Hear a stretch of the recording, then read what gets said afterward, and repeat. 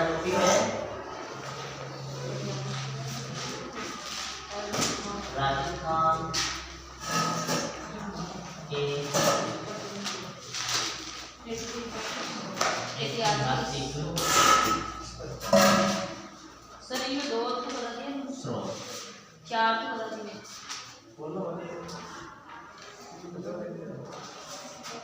ये हमारा टॉपिक है ऐतिहासिक स्रोत क्या होते हैं, कोई बताएगा?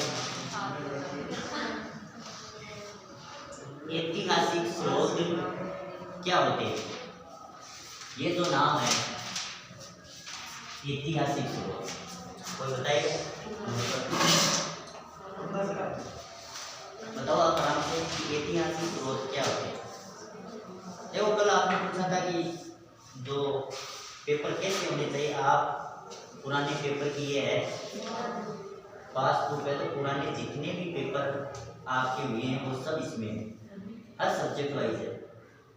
हिंदी, इतिहास, राजनीति विज्ञान, पब्लिक एडमिनिस्ट्रेशन, ज्योग्राफी या जितने भी है 16 सब्जेक्ट है वो पूरे है। इसमें आपके जो जितने पुराने पेपर है 2016 से लेकर 19 तक के पेपर है, शायद अब जो नई आई है ना उसमें शायद 2020 वाला पेपर भी है, तो आप ये लिया ना जिसमें आपको पुराने पेपरों का पता चलेगा। ठीक, अब हमारे टॉपिक चल रहा है राजस्थान के ऐतिहासिक स्रोत, और ऐतिहासिक स्रोत में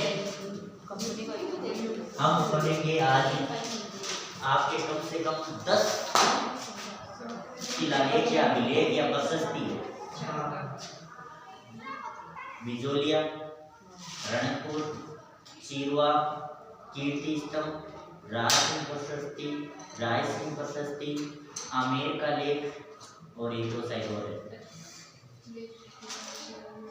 तो पहले मुझे आप बताइए, ये कौन बताएगा कि ये ऐतिहासिक स्रोत क्या होते हैं?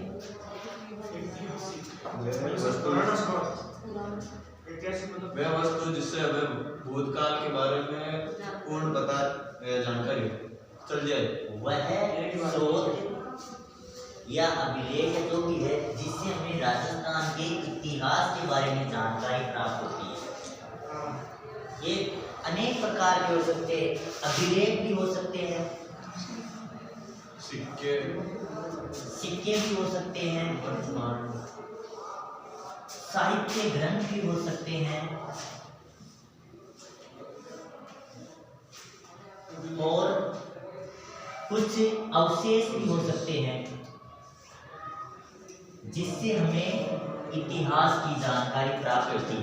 इसे ऐतिहासिक स्रोत कहते हैं। आप केवल ऐतिहासिक स्रोत से इससे अंदाजा मत लगाइए केवल ये नहीं है, ये भी है, ये भी है और ये भी है, लेकिन आपके ये दोनों चीजें नहीं है, आपकी केवल ये दो चीजें हैं। इसमें शिलालेख भी आ सकते हैं, स्तंभ लेख भी आ सकते हैं और प्रशस्ति लेख भी आ सकते हैं। इसमें संस्कृत साहित्य की किताबें, फारसी साहित्य की किताबें, हिंदी साहित्य की किताबें, ख्याल भी हो सकते हैं, रासो भी हो सकते हैं। तो ये चीजें हैं जो आपको हमें पढ़नी है। आपके अभिलेख या शिलालेख या प्रशस्ति लेख लगभग 11 के आसपास है, इसके बारे में आपको पढ़ना है। कल मैंने आपको एक बात बताई थी, शायद सबको याद होगी, जो आए थे उनको और जो ना आए थे उनको भी कुछ उनके बारे में जानकारी होगी शायद, कि राजस्थान का सबसे प्राचीन अभिलेख कौन सा है, राज्य का सबसे प्राचीन अभिलेख कौन सा है, कहाँ है, क्या वो राज्य का प्राचीन अभिलेख है, वही भारत का प्राचीन अभिलेख है? कोई बताएगा? दूसरा है सर, भारत का दूसरा है और राजस्थान का प्रथम है, बड़ली का अभिलेख या बड़ली का शिलालेख। बड़ली ज्यादा दूर नहीं है, अजमेर दूसरा नजदीक है, और इसका वर्ष है 443 ईसा पूर्व का ये अभिलेख है। बड़ली नामक ग्राम में अजमेर जिले में स्थित है। 443 ईसा पूर्व है, तो फिर आपके मन में एक क्वेश्चन उठता होगा, उठता है क्या सवाल उठ सकता है आपके मन में? आपके मन में एक सवाल जन्म लेता होगा, लगो कॉमन सेंस के आधार पर आप, जब मैंने आपको ये बता दिया राज्य यानी हमारे राजस्थान का सबसे प्राचीन अभिलेख या जो जानकारी स्रोत है अभिलेख, भारत का प्रथम कौन सा है? भारत तो का राज्य का स्तंभ ले गए अभिलेख, स्तंभ ले चलो अभिलेख में आ गया, तो फिर भारत का प्रथम कौन सा है? आपको ये, जब मैंने ये बताया तो आपको ये पूछना चाहिए कि क्या ये भारत का ही प्रथम है? पूछना तो चाहिए ना आपको। छोटा ठाकुर हुए, वन पूछे गए अतारी जीजी है, तो वन मन में के अजी जी मारी सी है, किसी जीजी है, बा जीजी है, अब बुआ जी जीजी है, तो बुआ जी से है, बुआ जी का बे बैठाना है, मान लो बेर उठा का है, तो तोता बोले पापा बेर दो बेटे, तो मन बेर उठा जाओ, मतलब बहुत मन में सवाल का सवाल पूछा, जिज्ञासा तो आपकी जिज्ञासा काम इतनी जल्दी खत्म हो गई? अभी तो 18, 20, 22 साल आपकी उम्र होगी, 20-22 मानो 18 साल को मानो 16, 17, 18, 20, 22 सर 22 साल एक कम हो गए। तो ये सवाल आपका आना चाहिए कि भारत का प्राचीनतम अभिलेख कौन सा है? भारत का प्राचीनतम अभिलेख कौन सा है? देखो इसके लिए एक नाम आता है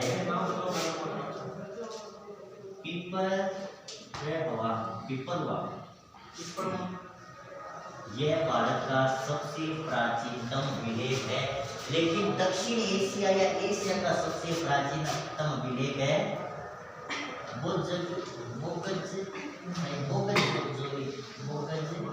जोई है भाई,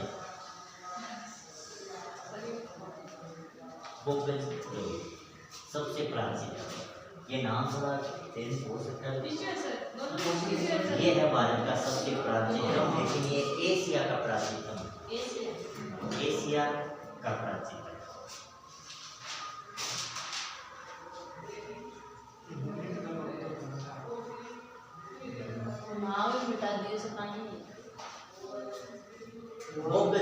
बोगज जोई लिख लो आप, कुछ नाम है थोड़ा चेंज हो तो बिल्कुल बता दूंगा, लेकिन भारत का सबसे प्राचीनतम इसे माना जाता है। दूसरे नंबर पर इसे माना जाता है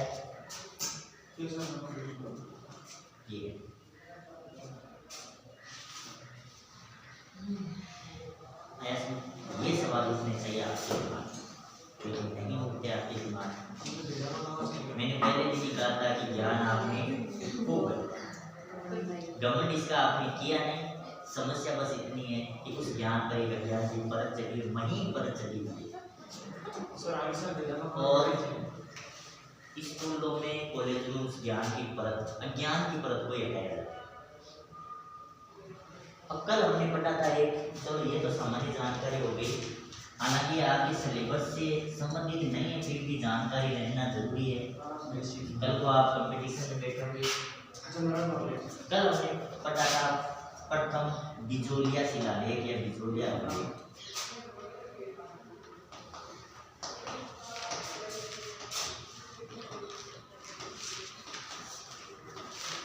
बिजोलिया अभिलेख कहाँ है, कोई बताएगा? हाँ, कल मैंने बताया था बिजोलिया अभिलेख या शिलालेख कब का है? 1170 ईस्वी। अगर इसे विक्रम संवत में पूछ ले तो 1226 या 57 या 58 साल पढ़ते हैं। इसमें क्या उल्लेख है? इसमें सबसे पहले उल्लेख है सांबर और अजमेर के चौहानों का उल्लेख मिलता है, ये मिलता है। दूसरा, इसमें चौहानों को वत्स गोत्र का ब्राह्मण बताया गया है।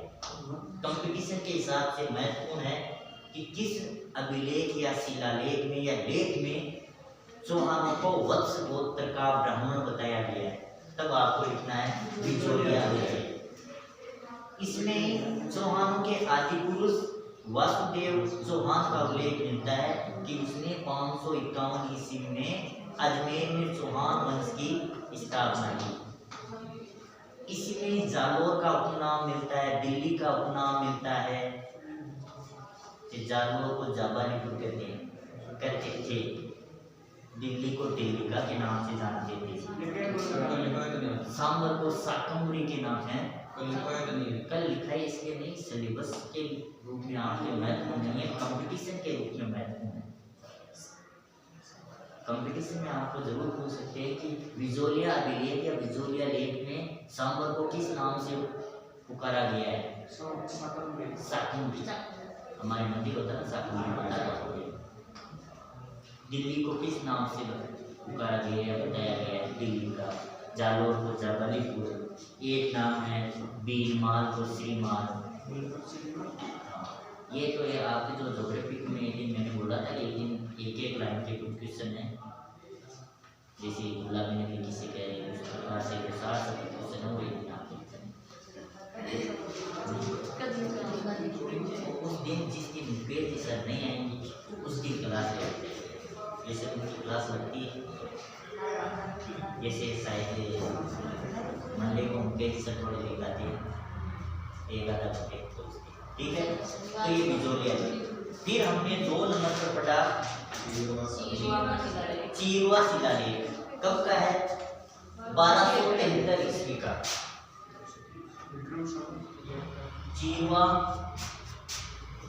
चीरवा का लेख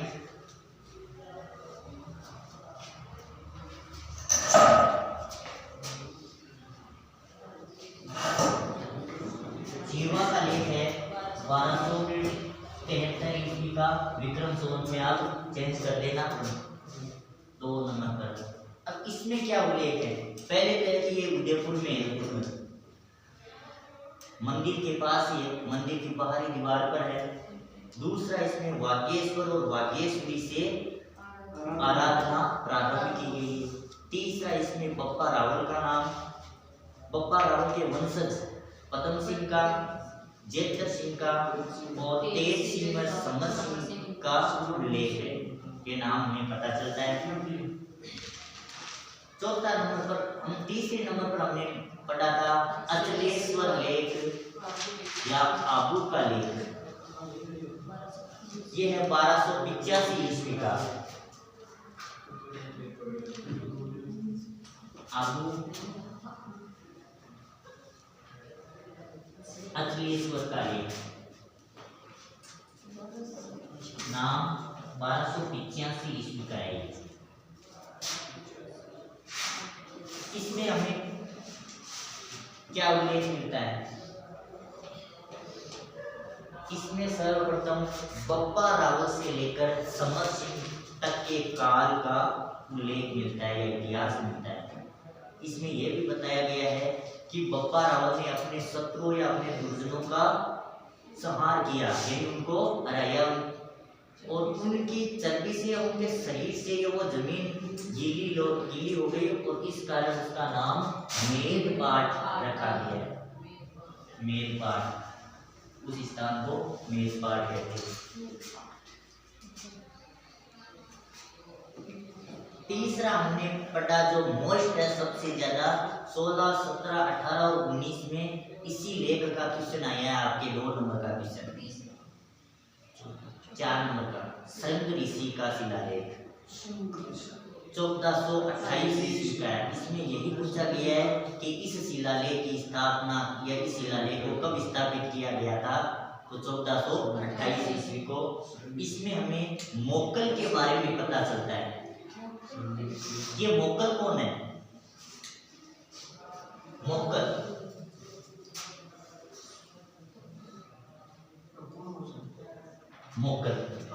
नाम सुना है? कौन हो सकता है मोक्कल? पहले तो मुझे बताओ ये मोक्कल किस रियासत से संबंध है? मोक्कल का मोक्कल कौन सी रियासत का शासक था?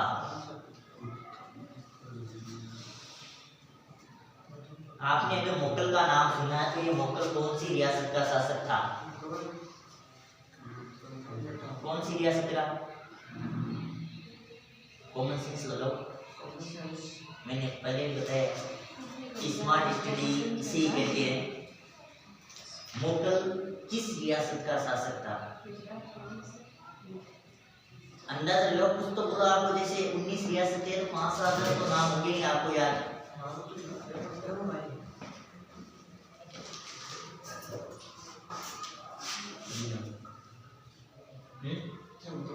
बताओ। मोकल मेवाड़ या उदयपुर रियासत का शासक था। देखो मोकल के जन्म की एक इंटरेस्टिंग कहानी। कि मोकल का जन्म उस टाइम हुआ जब मोकल के पिता वृद्धावस्था में। मेवाड़ के शासक थे राणा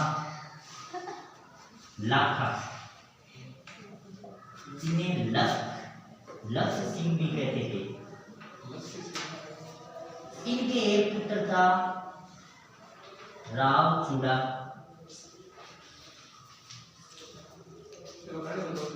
राव चूड़ा की उम्र शादी लायक हो गई। चिंता हो गई लाखा को।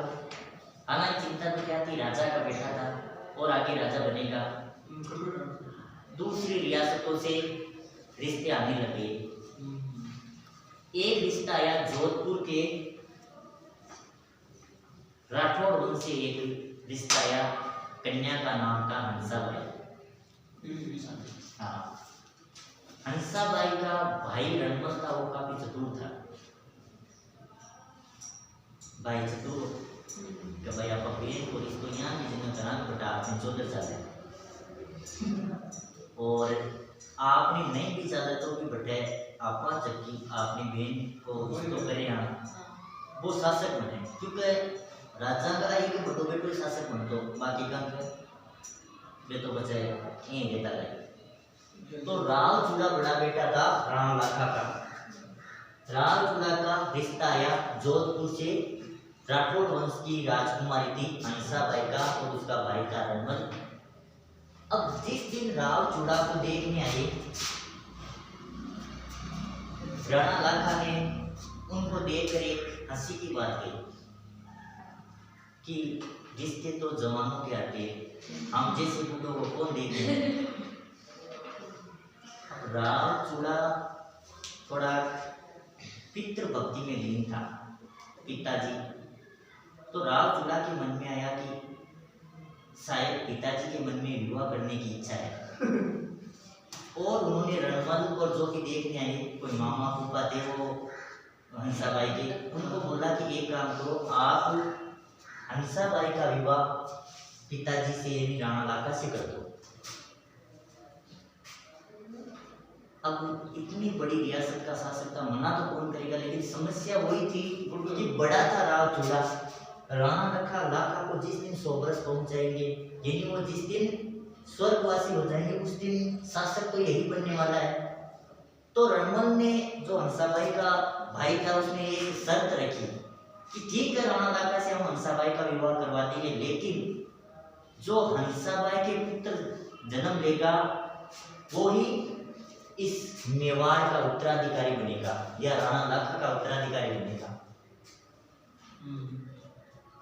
अब आज के टाइम में मान सके कि बेटों को जो राव चूड़ा आज हुए तो राव चूड़ा बात मान लेगी, कौन माने का नहीं मान को मतलब बोले। लेकिन राव चूड़ा ने कहा कि ठीक है। तो रणमल ने कहा कि मैं कैसे मान लूं भाई, साल 2 साल बाद में अगर कोई हंसाबाई के जन्म लेता है कोई पुत्र और उस टाइम राव चूड़ा की उम्र हो जाएगी 20 या 25 साल, और जब वो 18 का होगा मान लो राणा लाखा की मृत्यु होती है और उस टाइम राव चूड़ा तो वो 30 साल का, और जो हंसाबाई के जो पुत्र जन्म लेगा वो 7 या 8 साल का, तो उसकी कौन सुनेगा। तो राव चूड़ा ने लिखित में दिया और जो इनके मेवाड़ का जो मंदिर है, इनका आराध्य देव है एकलिंग जी। उसके मंदिर पर जाकर इसने सौगंध खाई कि मेरे अलावा राणा लाखा और रंसाबाई से जो पुत्र का जन्म होगा वही मेवाड़ का शासक बनेगा। हंसाबाई के मोकल ने जन्म लिया और जब राणा लाखा की मृत्यु हुई तो मोकल को उत्तराधिकारी बनाया गया और इस कारण रावजुड़ा को राजस्थान का भीष्म पितामह कहा जाता है। राजस्थान का भीष्म पितामह कौन है? तो नाम आता है रावजुड़ा। भीष्म पितामह की कहानी आपको पता होगी, ये महाभारत से संबंधित है। भीष्म पितामह ने प्रतिज्ञा की थी कि मैं चाहे कौरव कितने ही खराब हुआ वो कौरवों का साथ दूंगा। जब पांडवों और कौरवों का युद्ध हो रहा था, भीष्म पितामह को पता था कि कौरव गलत है, लेकिन वो प्रतिज्ञा में बंधे हुए थे और उन्होंने तो भी कौरवों का साथ दिया। तो ये भी प्रतिज्ञा में बंधा हुआ था, नहीं ये चाहता था तो शासक बन सकता था। भाई जब 16 साल की उम्र में राणा मोकल शासक बना, उस टाइम ये तो शायद कम से कम 30 या 40 साल का था, तो लेकिन वो उस प्रतिज्ञा में उस सौगंध में बंधा हुआ था और इसने अपने छोटे भाई को शासक बनाया। ये थी मोकल। अब ये मोकल कौन था? मोकल कौन था? मोकल महाराणा कुंभा के पिताजी थे। जो आपके टॉपिक में कुंभा, महाराणा कुंभा के नाम में सुना होगा, कीर्ति स्तंभ कुंभलगढ़ की दीवार को 36 किलोमीटर वाली, तो वो कुंभा के पिता थे मोकल उसके पिता थे। इतिहास की जानकारी है, आपको याद रखनी चाहिए। राणा मोकल महाराणा कुंभा के पिता थे। वैसे कुंभा टॉपिक आएगा तो उसमें नाम आ जाएगा पूरा, कभी भी आ सकता है। कुंभा से एक क्वेश्चन आता है, इसलिए इसे पढ़ाना पड़ेगा। कुंभा राज सिंह और महाराणा प्रताप, महाराणा संग्राम, राजा जय सिंह, मान सिंह और एक है महाराणा प्रताप और चौहान, महाराणा पृथ्वीराज चौहान की इनमें से आपके एक क्वेश्चन आता है। तो आपको महाराणा संग्राम और महाराणा प्रताप को पढ़ा दिया है, मान सिंह पढ़ा दिया है, अब बाकी के 4-5 पढ़ा दिया। तो चलो आज हम पढ़ते हैं अगले शिलालेख या आज को रणकपुर प्रशस्ति।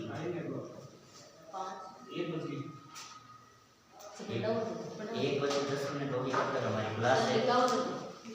1 बजे 10 मिनट पर बोल देना।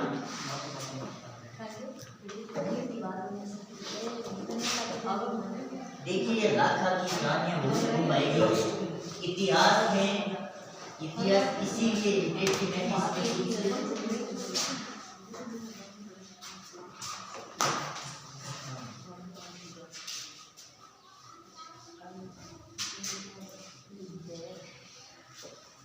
इतिहास इसी कारण इंटरेस्टिंग है कि इसमें कुछ विश्वास न करने योग्य कहानियां होती है जिसे मानो या ना मानो, इसीलिए इतिहास को इंटरेस्टिंग सब्जेक्ट कहा जाता है। नहीं तो इतिहास कौन पढ़े? जैसे मतीरे के राज नाम लगे, आप सोचते हैं मतीरे के लिए कौन लड़ सकता है? लेकिन एक लाखा की एक कहानी है कि लाखा एक बार रात को सो रहा था, उसे रात में सोते सोते एक बात जगी कि मैं बूंदी के तारागढ़ को जीतूंगा चाहे कुछ भी हो जाए। तारागढ़ 2 है राजस्थान में, पता है आपको? राजस्थान में तारागढ़ नाम के 2 दुर्ग है,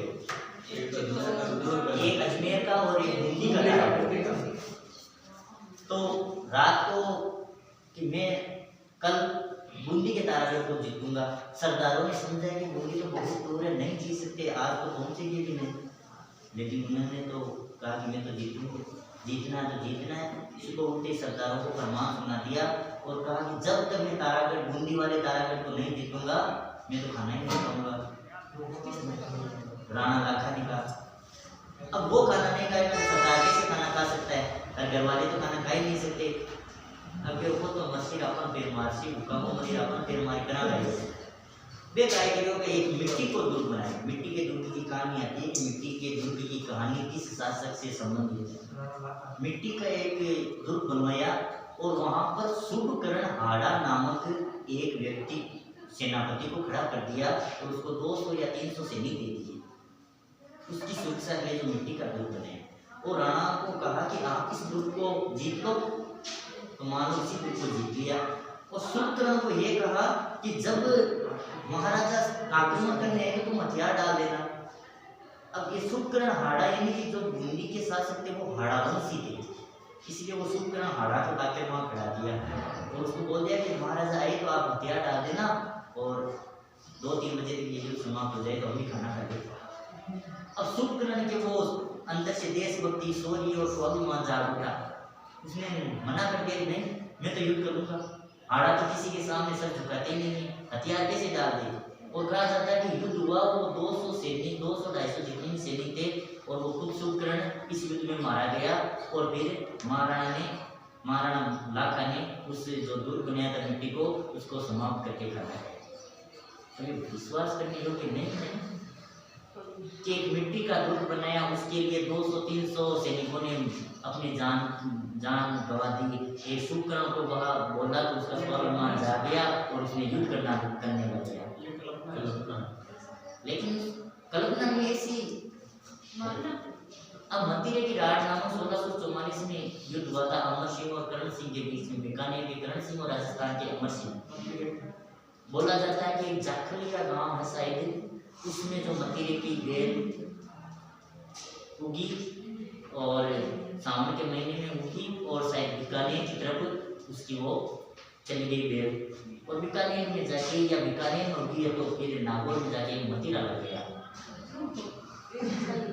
बात उस मतीरे की नहीं थी कि मतीरा कौन लेगा, बात एक स्वाभिमान की हो गई कि बीकानेर से नागौर वाले मतीरा ही छीन के ले गए। जब ये मतीरे की रक्षा नहीं कर सकते तो हमारी क्या रक्षा करेंगे। बात उस स्वाभिमान की हो गई और युद्ध हुआ। युद्ध होता है वहां पर आप जानते हो सेना की हानि होती है। तो ये अविश्वसनीय कहानियां हैं और इसी से इतिहास इंटरेस्टिंग बनता है। तो आप पढ़िए रणकपुर का लेख। रणकपुर का लेख देखो, रणकपुर का लेख है 1439 ईस्वी का। 1439 ईस्वी का। अब इसमें क्या है देखो, नया एडिंग है, 5वां या 4था या 5वां है रणकपुर का लेख। अब इसमें क्या है, ये 1439 ईस्वी का है। पहले आपको सर्वप्रथम ये चीज याद रखनी है कि रणकपुर का लेख किस वर्ष स्थापित किया गया, किस वर्ष लिखाया गया, ये तो 1439। अब इसमें क्या है, रणकपुर का लेख चौमुखा मंदिर, लिखो आगे रणकपुर का लेख चौमुखा मंदिर। हाँ सर पॉइंट निकालना है। हाँ पॉइंट वाइज लिख लो, आपको जिस प्रकार से बढ़िया समझ रणकपुर का लेख चौमुखा मंदिर के बाएं स्तंभ पर लिखा हुआ है। चौमुखा मंदिर के बाएं स्तंभ पर लिखा हुआ है, जो नागरी लिपि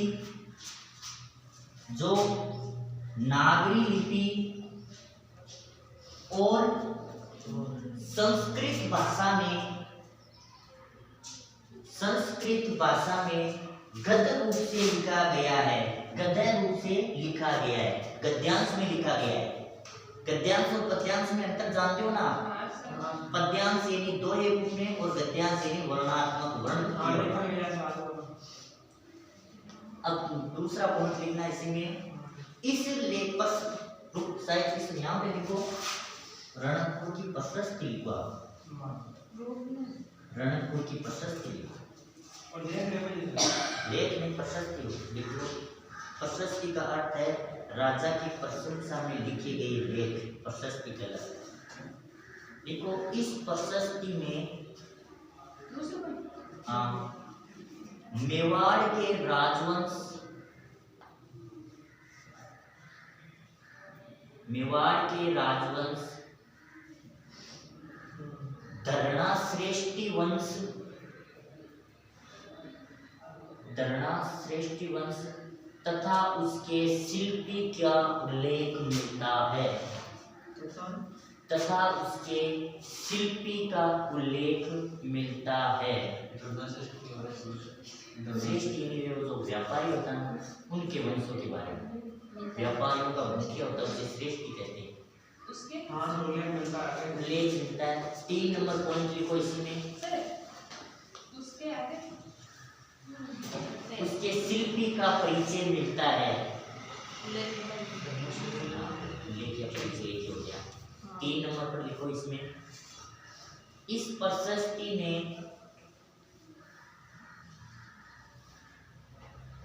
राज परिवार के वंश के बारे में, इस प्रशस्ति में राज परिवार के वंश के बारे में विस्तार से बताया गया है।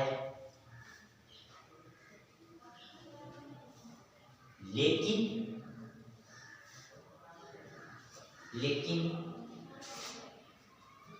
गुहिल को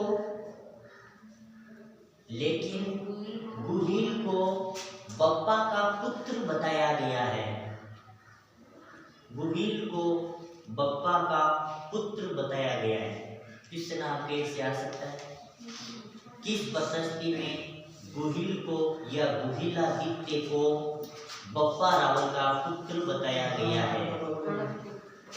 आगे लिखो। हाँ, चौथा पॉइंट लिखना। इस प्रशस्ति में बप्पा या बापा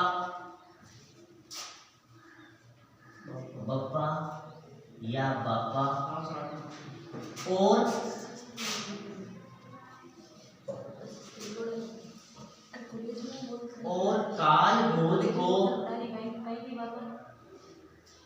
बप्पा या बापा और काल भोज को, देखो ये तो पूरा एक ही नाम है, लेकिन ये अलग नाम है इसमें। बप्पा या बापा और काल भोज को अलग अलग व्यक्ति बताया गया है।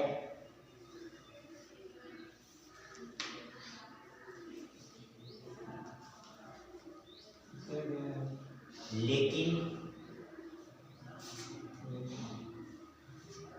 डॉक्टर गौरी शंकर हीराचंद ओझा, डॉक्टर गौरी शंकर हीराचंद ओझा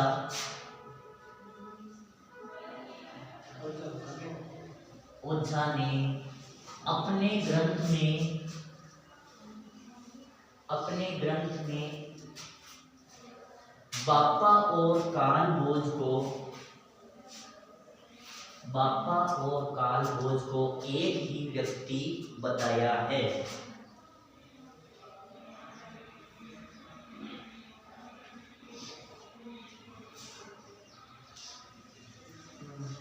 ये बात इस प्रशस्ति में नहीं लिखी हुई है, समझे? जो हीराचंद गौरी शंकर हीराचंद वाली बात है ना, ये इस प्रशस्ति में नहीं लिखी है। इस प्रशस्ति में तो ये लिखी है कि ये दोनों अलग अलग व्यक्ति है, लेकिन जो गौरी शंकर हीराचंद होता है वो अपने ग्रंथों में इन दोनों को एक ही बताता है कि ये दोनों एक ही व्यक्ति के नाम है। तो ये आप ये मत समझ लेना, आप इसमें ये मत लिखना कि इस लेख में ये लिखा हुआ है कि डॉक्टर गौरी शंकर हीराचंद ओझा ने इन दोनों को, क्योंकि ये जिस वक्त लिखा हुआ गया था उस वक्त ये तो था ही नहीं, इसकी कोई 5वीं छठी की थी। अब लिखो 5वीं लाइन है, चौथी 5वीं 2 लाइन को लिखो। इस प्रशस्ति में महाराणा कुंभा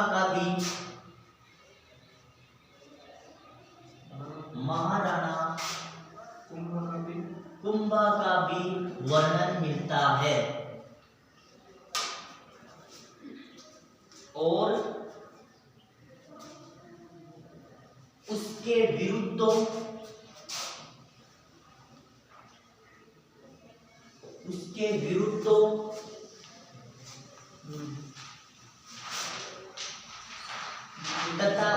विजयों का वर्णन मिलता है।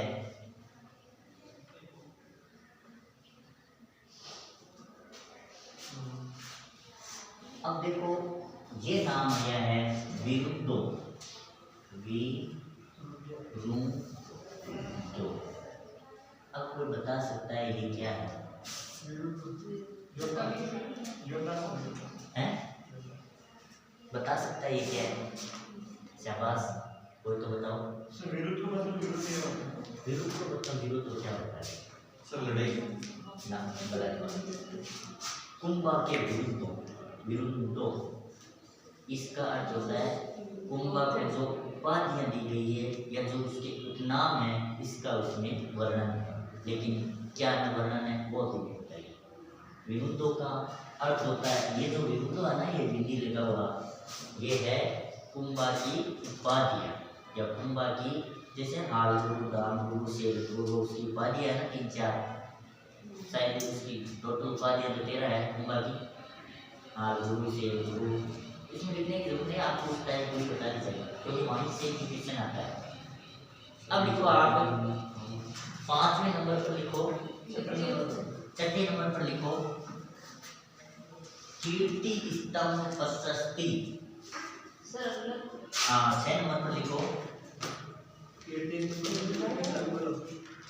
कीर्ति स्तंभ प्रशस्ति।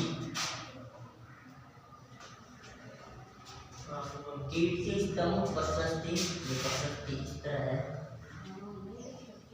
कीर्ति स्तंभ प्रशस्ति, और ये है 1460 ईस्वी की। ये कीर्ति स्तंभ के बारे में तो आप जानते होंगे, विजय स्तंभ, कीर्ति स्तंभ, नाम सुना होगा। तो अब हम इसके बारे में कल पढ़ेंगे, तब तक के लिए धन्यवाद।